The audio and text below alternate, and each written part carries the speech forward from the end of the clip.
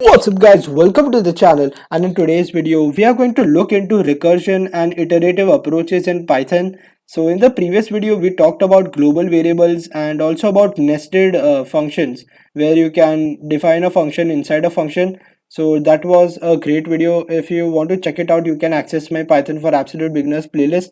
The link is in the description. So now we'll start. I'm going to make a new Python file right here and I'll name it as recursion, and after that I'm going to zoom in and I'll define a function and I'll name this function as print me, and this function takes a string as an input, and after that it prints that this is me, then it prints the string. So if I run this function and if I write my name as the string and I'll run this function right here. So as you can see, it will print this is me Ansh. Basic, simple, we know about this, nothing special, because the people who have watched my Python for Absolute Beginners playlist, they might know what are functions and how to use them. So this is a really basic function, but after this there's the catch here. Now guys, what is recursion? Why am I keep saying recursion in this video? Guys, recursion is something in which the function calls itself. Now, for example, if you're talking to yourself, and most of the times you should talk to yourself, so it's nothing weird in that. But when people talk to themselves, it means that they are recursion, they are calling themselves. It's like they're talking to themselves and calling themselves. So, right here in the function, if I write print me string, as you can see, it will call itself continuously and it will not stop. So there will be kind of a loop right here. So when I write print me Ansh, the function will be invoked, and after that it will go inside this function and then it will see that it's being called again. So it will go back to this step right here and then it will come back and it will go back and it will be a loop right here. So it will be a recursion, and it will give me an error basically because this line will never be printed, as it will be an infinite loop. So if I run it for you guys, as you can see, it is giving me an error. It is showing me that the print me string line, it has repeated more than 996 times and the maximum recursion depth has exceeded. So that's how recursion works. And if I show you a fun example right here, if I write recursion in the Google search, so as you can see, the Google is showing me that did you mean recursion? I have written the same thing right here, but it is asking me continuously and continuously. So if I click on this, as you can see, it is asking me that did you mean recursion? Did you mean recursion? So it means that it is calling itself. And if you look at the definition right here, that is recursion is the process of repeating things in a self-similar way. In programming language, if a program allows you to call a function inside the same function, then it is called a recursive call. So that means that when we had printed print me string, inside the string, as you can see right here, it's the same name, print me, print me. So I'm definitely calling the function inside itself. So that means that this is a recursive approach. Now I'll tell you how we can print a factorial of a number using a recursive approach, and I'll tell you what is an iterative approach as well. So right here guys, as you can see, a factorial. Now basically what is a factorial? A factorial is something that is the multiplication of numbers when you decrement it until it comes to 1. So if I write 1 factorial, and 1 factorial will be equal to 5 into 4 into 3 into 2 into 1, and I'll go to my paint 3D in order to show you what is a factorial. So I'll pick the red color, and when I write 5 factorial, 5 factorial basically means 5 into 4 into 3 into 2 into 1. So when this 1 comes, you need to stop multiplying it to the number. And 6 factorial is basically 6 into 5 into 4 into 3 into 2 into 1. And similarly, 99 factorial will be equal to 99 multiplied by 98, and it will go up to 1. So I hope that you guys understood what is the basic meaning of factorial. It's basically decrementing the number and multiplying to the number until the number becomes 1. So I hope that you guys understood what is the basic definition of factorial. And guys, can we write n factorial is equal to n into n minus 1 into n minus 2 and it will go up to 1, as you can see here, 1 1 1. So it will go up to 1 and then it will stop. So this is the factorial of n right here, and if right here, and as you can see, when I wrote n factorial, I can write this in a similar way. For example, n factorial can be equal to n into n minus 1 factorial, right? Just think about this equation right here. I have written n factorial is equal to n and multiplied by n minus 1 factorial. So what does that mean? This thing right here, n minus 1 till 1. So that can be n minus 1 factorial, right? So we can write n factorial as n multiplied by n minus 1 factorial. So now I'll go back to my paint 3, my PyCharm ID, and after that I'll write def, and then I'll write factorial, and this time I'll use the iterative approach. And you'll get to know what is the iterative approach. So I'll take in a number, and after that I'll make a docstring, and inside the function, when I made a docstring, it is asking me the param. Now guys, what is a param? It's basically abbreviated for parameters, so don't get intimidated by this number, but it just means parameter. So the param for this function is a number, and it returns the factorial factorial of the number given. So after this, as you can see, I have written the param number, and the function will return the factorial of the number. So if I write result is equal to 1, and after that, if I write a for loop right here, that is for I in range 0 comma number, you need to multiply the result with I. So the result will be equal to result into I, and it will be I plus 1, because we don't want to multiply 0 with the number. As you can see, I haven't multiplied 0 in 5 factorial, in 6 factorial, in 9 factorial. I haven't multiplied 0 here. I've just stopped at 1. So as you can see, I have written for I in range 0 number. So I will go from 0 to the number provided minus 1. So for example, if I had entered 5, so I will go from 0 to 5 to 4. I'm sorry, I will go from 0 to 4. So right here I have printed result is equal to result into I plus 1. So result is 1 in this case. So after the first iteration, result will be equal to 1, and after the second iteration, result will be equal to 2, and just like that it will print until I reaches number minus 1. So after that I'll return result, and now the result of 5 factorial right here, as you can see, it will be 120. Now I have memorized these results because in my education system they used to make us memorize it.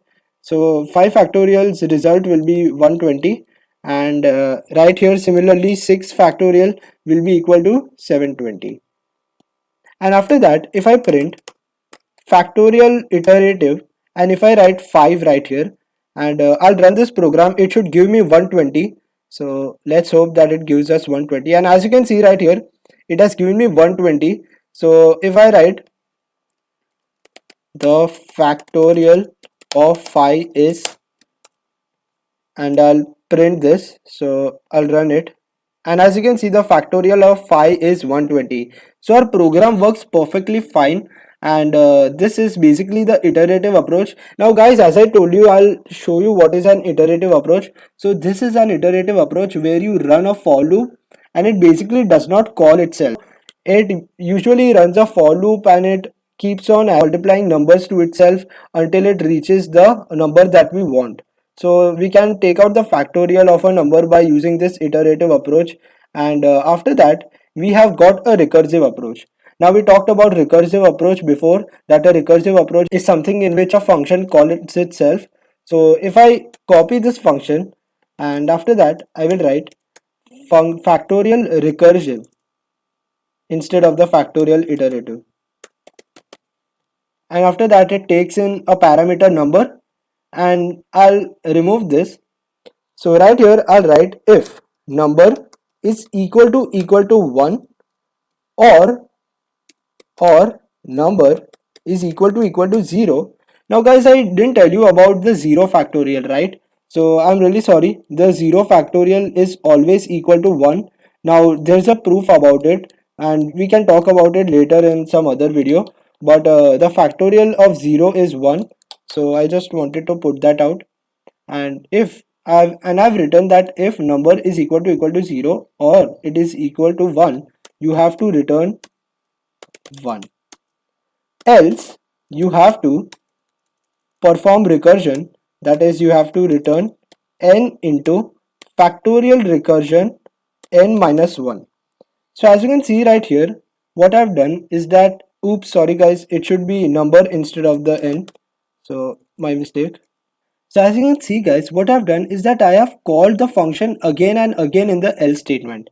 So if I run this program right here, and I'll write recursive instead of the iterative, and if I run this program, as you can see, it has printed that the factorial of 5 is 120. If I run it again, it has printed that the factorial of 5 is 120. So if I put 6 instead of the 5, it should print 720. So if I run it, as you can see, it has printed 720. So I'll show you the working of this factorial recursive. As you can see, we had written that if number is equal to 1 or number is equal to 0, return 1. Else, return number multiplied by the function, and the parameter that we passed was number minus 1. So if I put function 5 right here, as you can see, what will this return? So I'll put a def right here as well, and I'll put func num, and when I put 5 right here, will it go into the if statement? No, it will go into the else statement, because I have put 5 right here, where number is not equal to 1 nor it is equal to 0. So it will go into the else statement, and then it will return num into func num minus 1. So it will return 5 into func 4, right, because 5 minus 1 is 4. And after that, when I called func 4 right here, now what will be func 4? It will go into this function again, and after that it will check that is num is equal to 1 or is it equal to 0. No, so I will go into the else statement. Okay, what do I have to return? I have to return 4 into func 3, because 4 minus 1 is 3.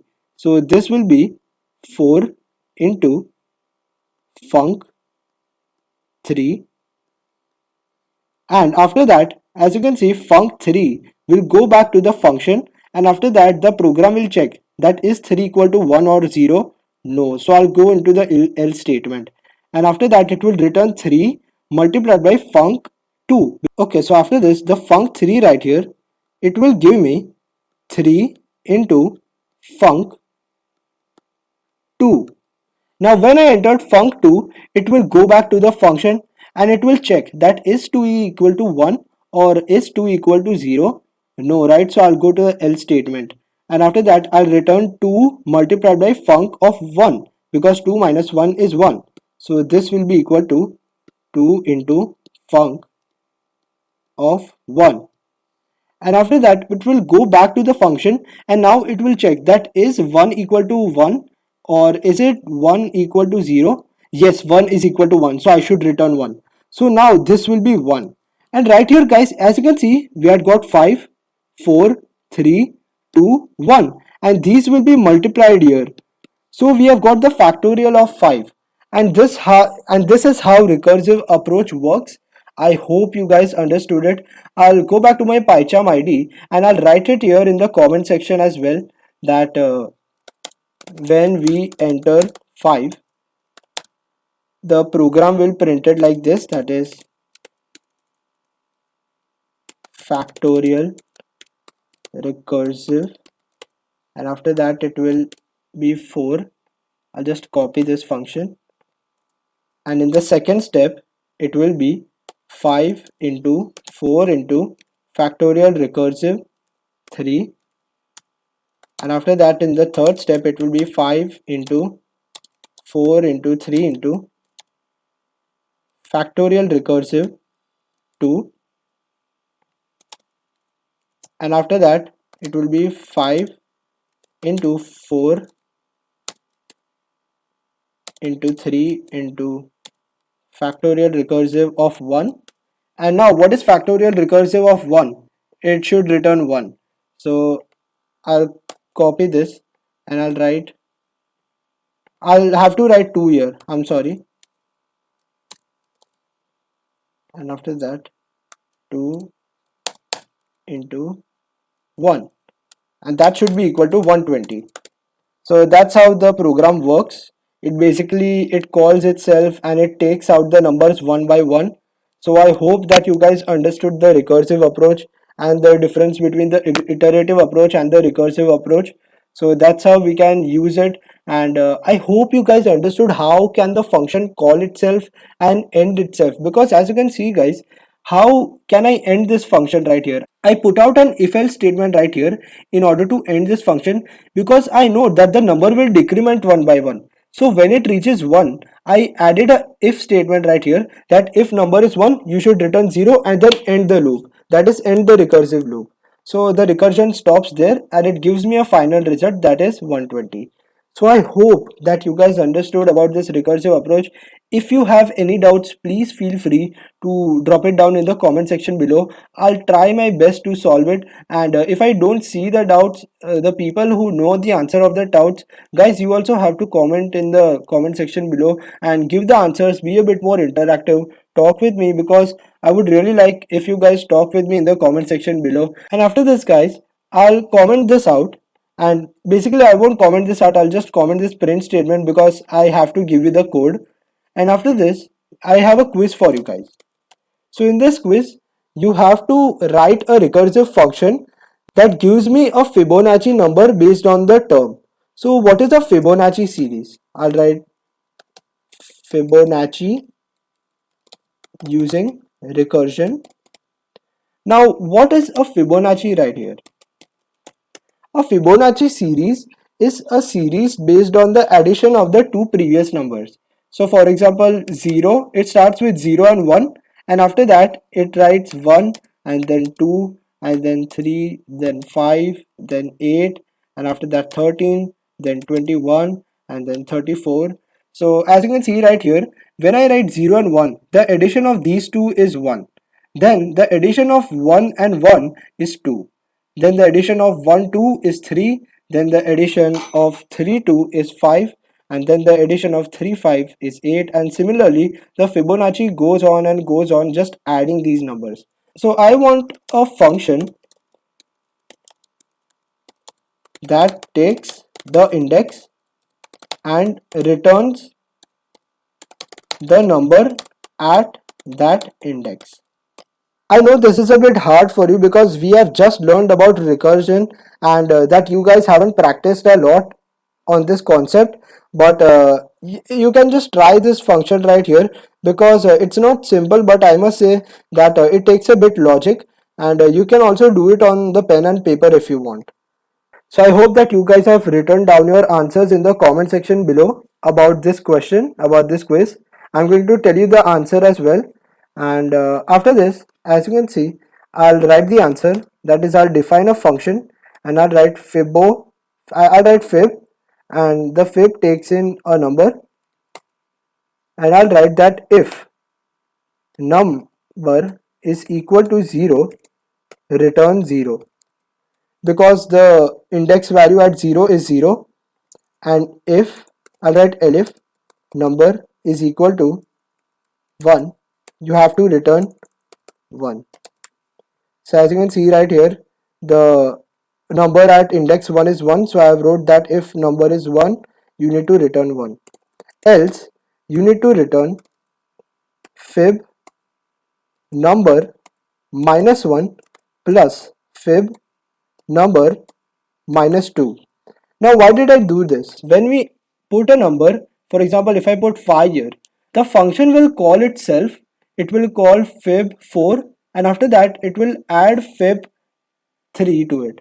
So it will call itself, and right here there will be a sum, and this will be a sum, and the sum of these two numbers, it will give us 5. So it will give us 0, 1, 2, 3, 4, 5, and it will give us the 5 number. So that's how the Fibonacci will work. If I run this function for you guys, and if I write fib and I'll enter 5, so if I run this function right here, as you can see, it has given me 5 because the number at the fifth index was 5, and if I enter 6 instead of 5, it should give me 8. So as you can see, it has given me 8, and our Fibonacci series works perfectly.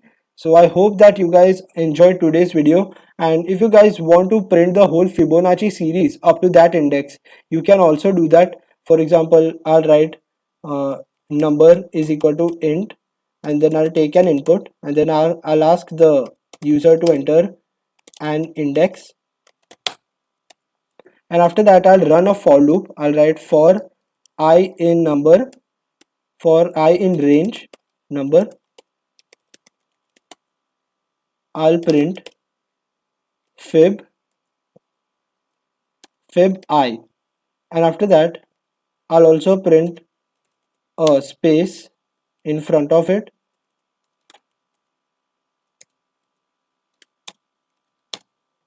So as you can see, if I print this, it asks me to enter index. So if I enter 5 here, oops, I need to put it into a string form.